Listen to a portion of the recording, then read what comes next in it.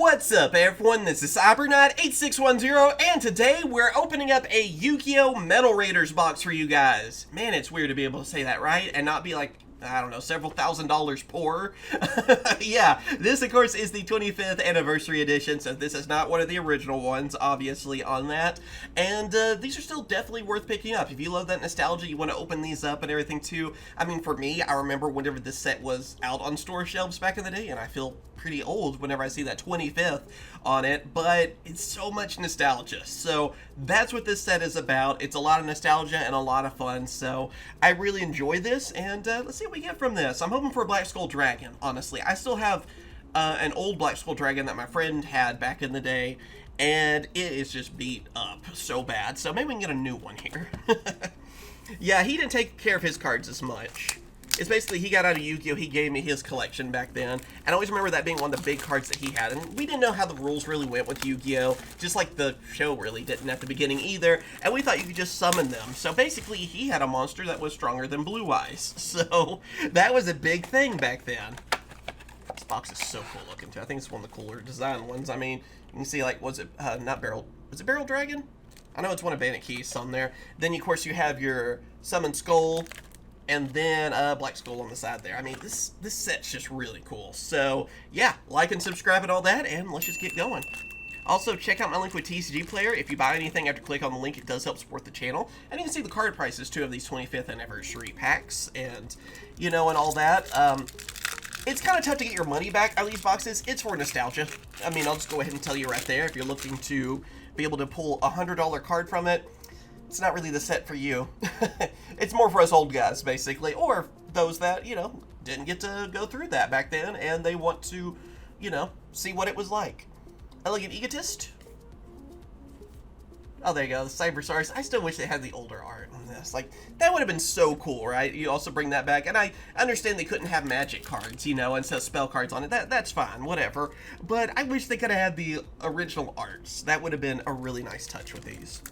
I also wish we could have got a quarter-century secret rare out of these, whether it be like just the secret rares or some of the random cards of the set or something. I think that would have been so cool. I'm a little, like, sad that that didn't happen, you know? Princess, we got with the Princess of Surguri. I don't know how you say that name at all. And 7 Tools of the Bandit, okay. Hey, that's not bad. That's a pretty good ultra rare. Especially back in the day. Nowadays, we have a few different counter traps, I feel like, that are a little bit better, but this is a pretty fun card. And I always like the artwork, too. It's just simple, yet cool. And there's Guilty of D-Knight, one of my favorites. But, yeah, pretty good for GOAT format. That's another thing, too, about this set, you know, or all these sets, really. They're kind of nostalgic and GOAT format stuff, which will help get more people into that format. If you're one of those people that doesn't really care about having the original older cards, you don't mind having like the reprints, you can still play GOAT format. Pretty fun, simpler days of Yu-Gi-Oh! I enjoy it. Fake Trap and... oh, we do have Olo. We have a Tribute to the Doomed. Actually, not bad. I always thought this one was very creepy, though, too. So, that's a cool card. That's just a good, like, destruction one. Oh, there you go. Dream Clown. Clown Control. You guys ever hear that? That was an interesting deck back in the day. Remember, I think Tribute to the Doom was used a lot in Yubel decks whenever Yubel came out originally. Still want more support for her. Musician King. Labyrinth Tank, oh, that's kind of cool. Robin Goblin. And Gate Guardian, there we go. Man, we were just getting holo after holo. Dang, that is awesome. I was hoping this would be the secret I'd get. There's like only a handful, was it like 2 secret rares I think in these basically? Either way, I want a Gate Guardian. You know, that's the one. Because with the new Gate Guardian support and everything too, yeah, you gotta go with that. And the new Gate Guardian support is still really fun. I run that actually quite a bit, especially online and stuff too. I can't wait until it's on like Master Duel. I'll definitely play it then too. And man, is that iconic looking. I still love that. I never had Gate Guardian back in the day, but I did have the pieces. I remember a Kazijin probably the most. The green one, you know, that I would play in a lot of different decks because it was actually pretty good. He could take down Blue Eyes. Again, that was kind of the goal back then. Jirai Gumo as well. White Magical Hat, excuse me. Oh, Thunder Dragon. That used to be pretty short printed. I don't know about in this set, technically, the reprint. set, but Thunder Dragon, pretty tough to find back then. That was like almost like a hollow. Pale Beast. What else you got here? Share the Pain. Great Moth. It's kind of cool. Some other cool ones. Morphin. I still have the sleeves for that one. I still love that they had you could vote for a Yu-Gi-Oh card to get sleeves, and that's the one that won it, you know? That's just one of the best things ever. We have Shadow Ghoul, wearing Ocean Snake. There's another Thunder Dragon. I'd love if we could get back some of these old fusion monsters and like have them as part of some kind of new archetype or something, right? I love those old fusions that are just, they seem kind of random, yet so cool. Cocoon of Evolution. Got our Princess again. Mystic Horseman. King of Yami Makai. I always thought he was cool. Give me an archetype for him. I feel like the last time I saw him was like, what, one of the different dimension demon cards, the DDD, like one of their contracts, I think. I still have like a little toy of him, I think. Alright, we have Mass Sorcerer. And Crawling Dragon's kind of cool. Skull Knight, I remember thinking that card was cool. Especially back in the day. A little bit edgier, you know? Yu-Gi-Oh! Was that edgier game.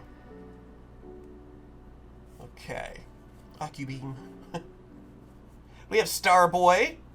And Kazijin. Well, there you go. There's my boy. I still really like Kazijin. He's my favorite, really, of the three. I just think he's really cool looking, even though in a way kind of creepy, too. And, yeah, again, with the new support and having Gate Guardian over there, it's pretty cool to have him, too. Maybe we'll get some of the others.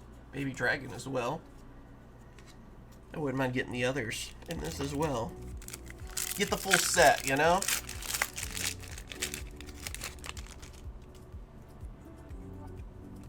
I might add them to my Gate Guardian deck. I know I could, I guess, technically get the secret rare versions from the Speed Duel stuff, but hey, you know. Mrs. Radiant? Aw, block attack.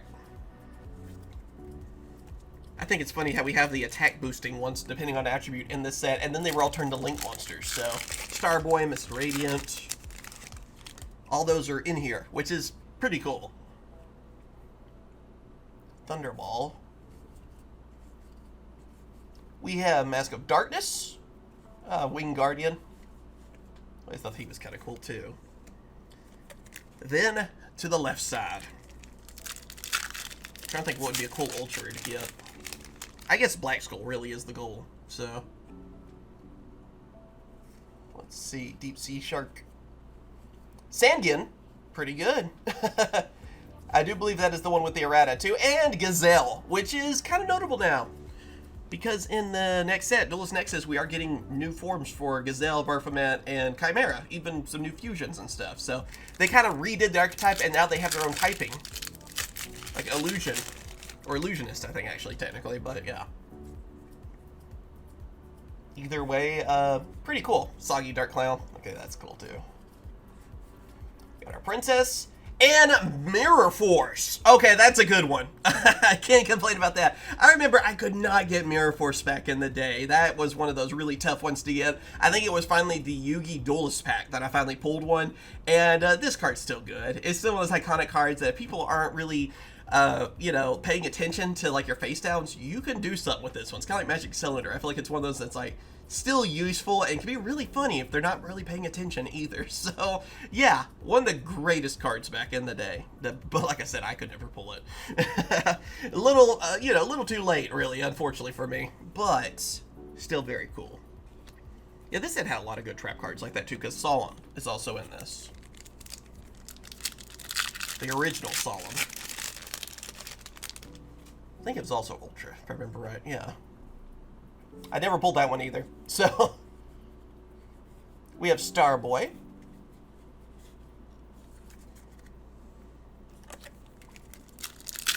Still hope we can get a Black Skull, but I think, more than likely, it's going to be a little tough now. There's been some weird things that happen on some of these boxes too, though, so. Witch's Apprentice. And Harpy Lady Sisters. Okay, wasn't expecting that one. I forget about this one actually being in this set. So, yeah. Pretty cool. I kind of like what Rush Duels did with this card, where it's actually like 3 cards put together kind of thing. It makes a little bit more sense with it. So, yeah. I'd like it if they remade. I don't think they ever really remade the sisters. Maybe they'll do a Link monster where it's like a Link 3 or something. Could be interesting. I mean, again, Rush Duel's actually got new support for Harpy Ladies. Not regular Yu-Gi-Oh, though. And that should be an opening you'll see sometime soon. I actually recorded it pretty recently, so I don't know if it'll be before this video or after. Robin Goblin. But yeah, check out that video if it is already out yet, because it's a pretty cool set, actually. Even if you don't care about Rush Duels, it's kind of cool to see Harpy Ladies get some really neat looking cards. The artworks are worth it in themselves, you know?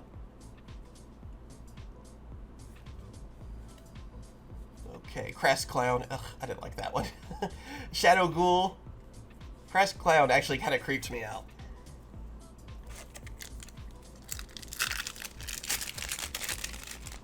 Okay, we are about a fourth left on the box. Let's see.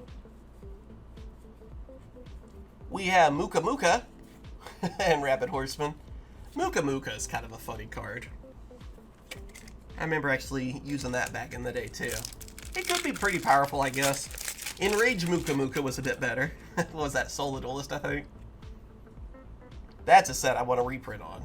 That'd be so cool. We have Magician of Faith. And, nothing else on that. Magician of Faith, though, is pretty good, I will say.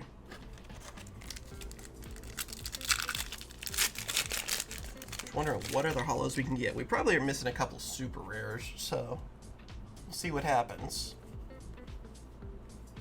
Mask of Darkness. Pumpkin. I feel like Pumpkin could really actually get like a new card for him. We need something for Halloween. We don't really have... We had Ghost Tricks, I guess, but we need a little bit more.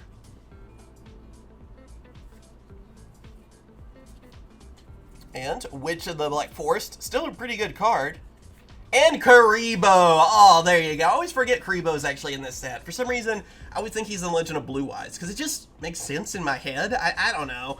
But yeah, he really is one of those I always forget on that. But he definitely, I love this art because he has those Pac-Man eyes, you know? I just absolutely love that. And you got to go with the original Karibo. So that is really cool. I did see the other day too, that website that U2's, I'm not sponsored by them or whatever, they're making like the Karibo brothers. It's a bunch of different plushes. So I might have to pick those up and do a video on those. I just saw that the other day. But yeah, that is awesome. I mean, yeah. Yugi's best card right there. Karibo probably saves him more than Dark Magician. I mean, let's be fair. Just saying. The real MVP. Petty Moth. We have Sanyan. Karibo's brother. We don't talk about him, though. And last pack. Can we end with a holo? We probably have everything, but, you know, I'm still going to ask for it. Let's see. Again, our Invasion of Chaos box was so good. I don't mind, you know, trying to see what we can get here. Gumo, Harpy Lady. We have Shield and Sword, and Trent, of course. One of the ultimate troll cards. So yeah, unfortunately couldn't end with a holo, but again, still a really cool box to open up. And again, I will say it, these are the reprinted ones. They're much cheaper to get nowadays, thank goodness, right? And it's just something for fun to do. So, because again, I get those weird comments kind of acted like, why would you open these? It's dumb. Well, I mean, I'm old. I have some nostalgia I gotta live through again, okay? Leave me alone. So, and they are really fun sets, for sure. I do recommend them. Again, if you never got to live through the original days of Yu-Gi-Oh! 2, you maybe, you know, you were too young or whatever, and now you can actually live through some of it. It's kind of fun. I really do recommend it. You know, see where the roots came from on Yu-Gi-Oh! You know? Definitely awesome. And, yeah, these sets are a lot of fun. But again, you're not going to make a quick buck, I feel like, on them. I guess you could buy a couple of boxes or whatever and save them for a while. It might take another 25 years.